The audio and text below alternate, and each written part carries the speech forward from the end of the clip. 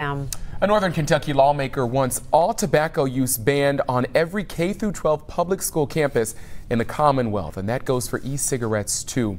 Walter Smith Randolph is in Northern Kentucky tonight with reaction. Walter, what are people saying? Yeah, Paula and Kyle, about half of the school districts in Northern Kentucky have a smoke-free policy. So if this bill passes, those policies would become law. The bill's sponsor tells me that she's got a lot of support in the legislature, but she is getting some pushback.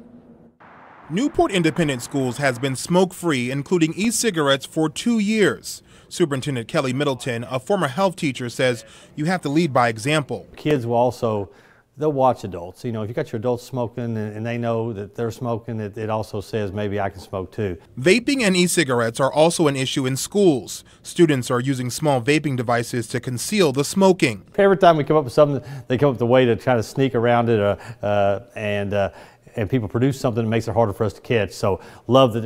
Let's just make it all illegal.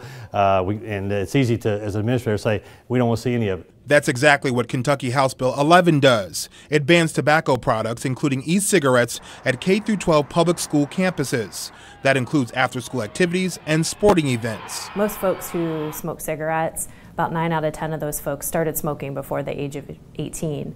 And that's a really important factor when we're looking at tobacco-free schools policies, and this is a really positive step. While the bill has passed the Kentucky House, the bill's sponsor, Republican Kim Moser, says there has been pushback. I've had people legislators who are from tobacco districts, and you know, it's difficult for them certainly to take a vote that looks like it's against tobacco. But Moser says it's not about being anti-tobacco, it's about educating children. We have all sorts of addiction issues, and this is really one of the areas where it starts.